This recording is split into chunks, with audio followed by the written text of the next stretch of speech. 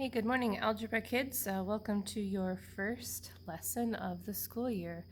I'm very excited for you. It's going to be a great journey together. So these videos are recorded for you in case you are absent from school, or the lesson went too quickly, or you are at home working on your homework and maybe you've forgotten some details from the lesson. So this is not meant to be the full and complete lesson. It's only meant to be the highlights to get you going in case you need a little help when I'm not around to be there for you. So this section at the top, 3.1, will correspond with your textbook, which you will have at home as a reference. And also, if you get stuck, you can search for this heading, for example, solving equations using addition and subtraction, either in a Google search or a YouTube search, and hopefully find some other teachers who could give you some references or additional videos that might be of help to you. And if you do find something good, I'd love to see it because I'm always trying to improve. And so we will always have an objective. This tells you what the primary purpose of a lesson is. It tells you what goal that we're trying to accomplish with a lesson. So sometimes these notes can be multiple pages. We might lose sight of what we are really trying to focus in on. So this objective helps us to do just that, focus on really what we're trying to learn. So our objective here is to solve equations using addition and subtraction. This is a review lesson. This is also a lesson that helps you get acclimated to how we do notes in this classroom and how lesson tends to flow. So it's multi-purposeful in that sense. So let's do some vocabulary terms so that we both understand one another when we are talking in class. If I have equations that have the same solution, same is equal, right? And so same equations, equal equations are equivalent. Equations. To change something is to transform. We had a fun conversation in class about the Transformers toys that some of us had as kids, where you start as like a car and you end up with a robot. Super cool, right? Well, equations are similar. You start with one equation, you transform it, which is super cool to get your solution, hopefully. We do that by using opposite operations, or operations that undo one another. So if I add to something and I want to undo that, then I can undo that by subtracting. This is called inverse operations.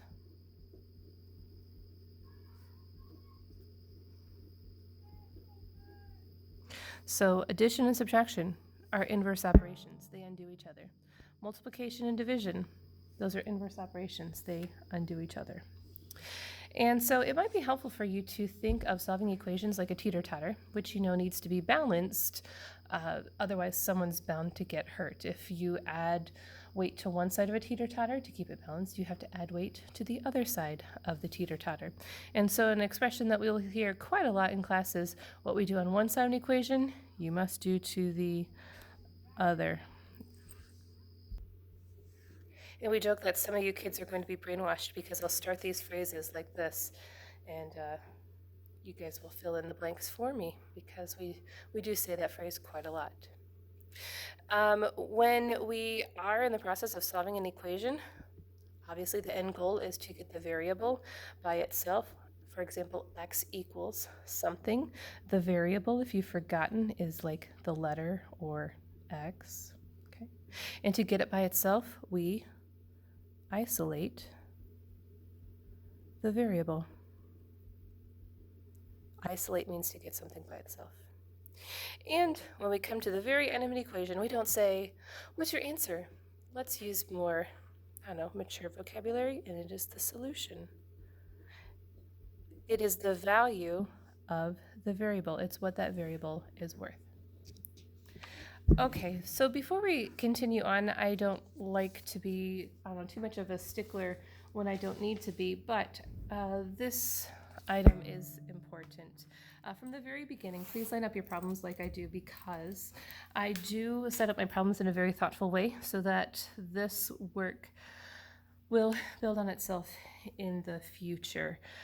So if you would please, I know it's difficult and uncomfortable to form new habits or to change old ones into new ones. If you could be patient with me and trust me too, that the way that I will be teaching you how to set up these equations will be what we will do in the future.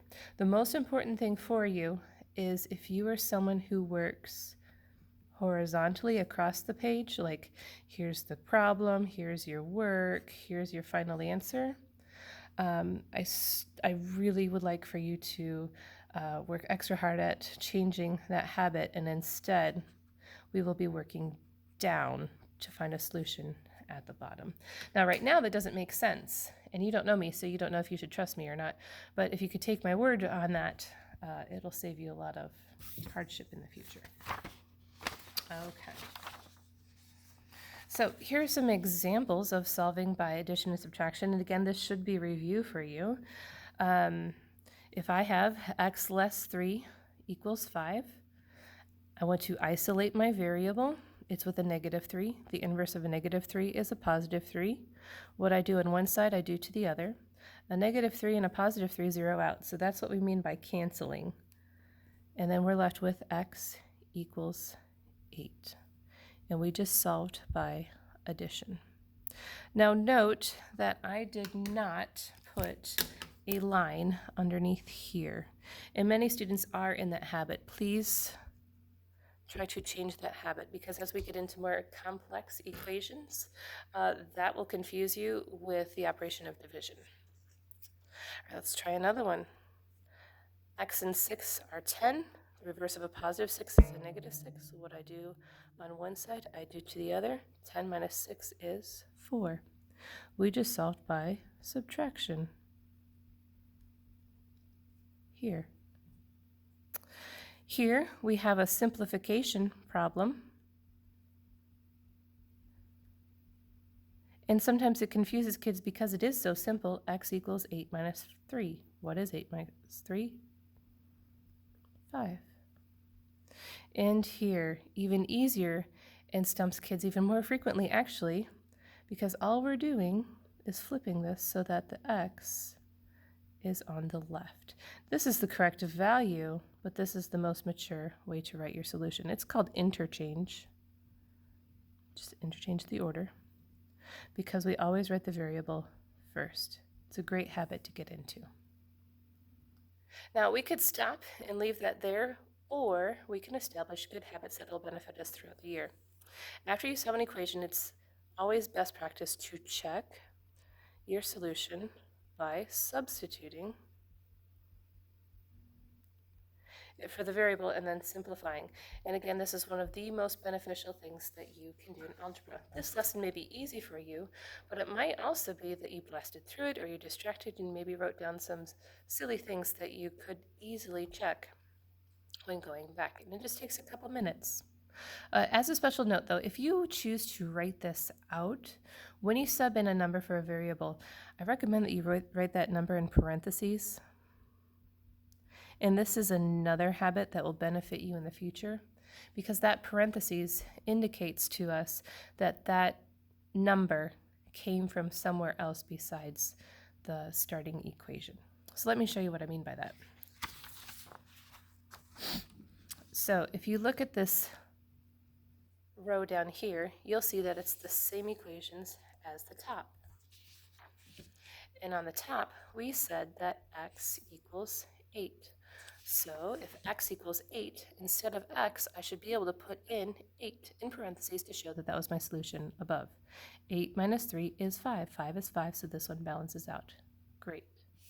Again, at the top, we said x is 4. If x is 4, I should be able to put 4 in the x position. 4 and 6 are 10.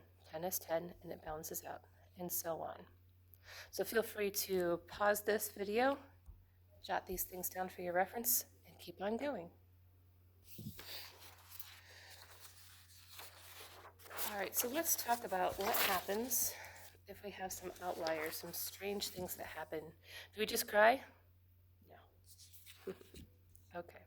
So what if we are solving an equation such as this? We want to isolate the x, It's with a positive 6. The reverse of a positive 6 is a negative 6. What I do on one side, I do to the other. And we end up with negative x equals 8. Don't forget that negative right in here. It goes with the x, and so it comes down right here. Oh no, so what do we do? Are we done? Can we leave it? Let's talk about that a little bit more down here. So I'm going to transfer this here. Now, the long explanation is, again, remember what I do on one side of the equation, I do to the other.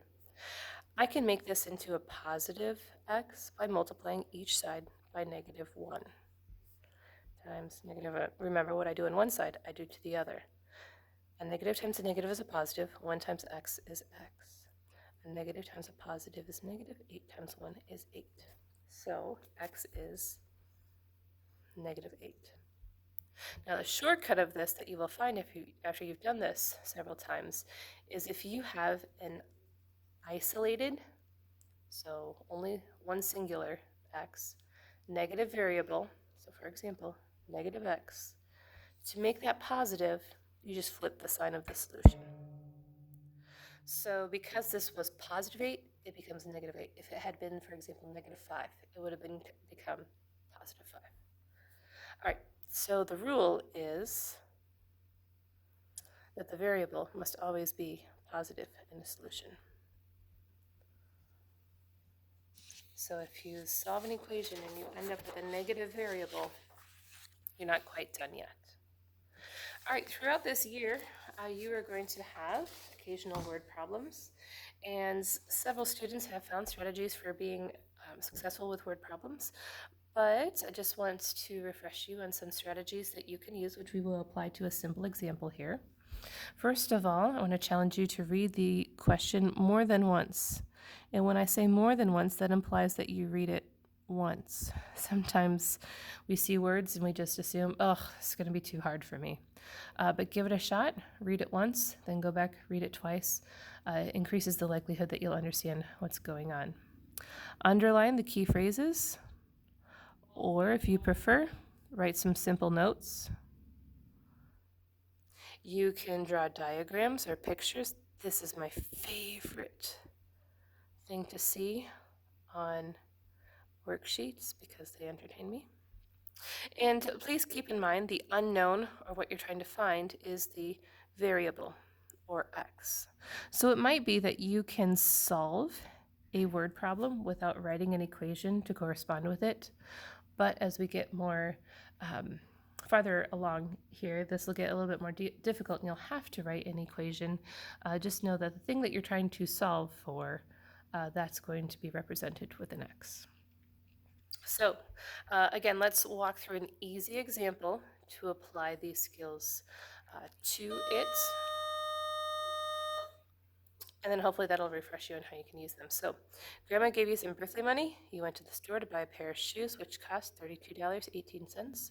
After buying the shoes, you had $12.82 left in change. How much birthday money did Grandma originally give to you? I understand that you could probably figure that out without going through these steps, but again, just trying to refresh you on the steps, not so much teach you the skill of solving this. So if you read it the first time and you don't understand, go back again, skim it, or read it more carefully to see if you can pick up on actually what's going on. Underline the key phrases. The shoes cost $32.18. I had $12.82 in change. I'm trying to solve how much did Grandma give to me. You can also just write notes if you prefer. So you can say shoes were $12.82. The change was $32.18, and you're trying to solve how much you got from the start. Or you can draw some diagrams, and I recommend that you draw your diagrams horizontally in time order, and that oftentimes helps you to set up an equation that you can then solve. So let me show you what I mean by that. So Grandma gave me some money, and then I bought some shoes, and I had some change. Well, this money is represented by an x because I don't know how much she gave to me. And from this money, I will subtract how much the shoes cost, $32.18. And my result will be the change, $12.82. And when I do this illustration in chronological order, I have just created an equation that I can then solve. X minus 3218 equals 1282. Inverse operations to isolate the variable. What I do on one side, I do to the other. X equals $45. You have a very generous grandmother. And it's always an investment of time to check your work. First of all, is it logical? Does it make sense that grandma would give you $45 and not, for example, $4,500? Is it labeled? Obviously, here it is. And you can go back and plug this into the situation. Okay, if I had $45 and I bought a pair of shoes that cost $32.18, does it make sense that I would have $12.82 left? Okay, so those are the notes for this section.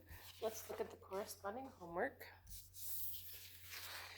And so you'll see at the top of the homework, there's a section number here that again refers to the textbook. If you want more assistance, these are page numbers that you can refer to. There's a side A and there is a side B. The A is the regular assignment, B is the redo. So if you do the side A and you're still feeling uncomfortable, feel like you maybe need a little bit more practice to master those skills, you can do the B side. It also is, if you don't like your score on this, then you can redo it and get a different score here. But we know, of course, that learning is more important than points. And so your assignment was 1 through 37 on this. And we walked through a few examples and some instructions. It says to state the inverse operation. And we're just looking at the operation and not necessarily the numbers that it's with. So the inverse of addition is subtraction, 12. If I add 12, the reverse of adding 12 is subtracting 12. Now sometimes that gets a little sticky. So again, the reverse of addition is subtract, and then -6. So I keep this number the same. If I'm going to add -6, then the reverse is to subtract -6. But this gets tricky. What is the symbol that represents subtract? This, right? And then the -6. I have two negatives. Two negatives make a positive. Positive means to add. What? So the solution here could be subtract -6, or it could also be add 6. They mean the same thing. Cool, huh? You only have to have one or the other. I just think that's a really neat thing to talk through. Okay, for this next section, check whether the given number is a solution of the equation. What that means is, here is the equation. Here is the number that you are substituting in for x to see if it balances out. So what that means is, if you put 12 here, does it balance out? 12 minus 4 is 8. Is that true? 12 minus 4? Yeah, that's 8, so give it a yes. If that were not true, then you could say no. Okay, solve the equation. You may choose to do work on a separate piece of paper, by the way, for this. If you do decide to do that, please write your final answer on the front of the worksheet. So let's talk through some of these. So x is 8 minus 12. That's a simplification problem. 8 minus 12 is -4. So you can just write -4. You don't have to write x equals -4. And remember to check your work. Plug it back in. Is -4 8 minus 12? Yes, it is. Number 14, x plus 2 is 12. So again, if you choose to do your work on a separate piece of paper, I recommend that you head up the paper with a section number, put your name or initials at the top, number the problems, because when you show your work and attach it, I'm assuming that you worked hard and you wouldn't mind somebody looking at your work in case you make errors to maybe find where those errors are. Of course, make sure that you write down the question correctly. All right, we're going to isolate the variable. Inverse of +2 is -2. What I do on one side, I do to the other. X equals 12. Pause, make sure that works. If x is 12, 12 and 2, yeah, that's 14. So I can know that this is correct. So when you find that answer on lined paper, if you choose to use lined paper, please also write the solution on the front. That makes it a lot easier for me to review than flipping through everybody's work on lined paper. Okay, for these next ones, I would like to challenge you to solve these word problems in any way, a method of your choice, so you do not have to write an algebraic expression or equation to represent these situations. But I do want to challenge you. Once you find a solution, see if you can write an equation to represent that situation. Again, it's a challenge. It's not required, and that will give us something to talk about in class. All right, as always, if this video still has left some questions lingering, please do not hesitate to email me. You are never a bother to me, and I'm always willing to help. Rochelle.net. And that's me. Thanks very much for watching. I hope this was helpful, and I will see you guys in class. Bye.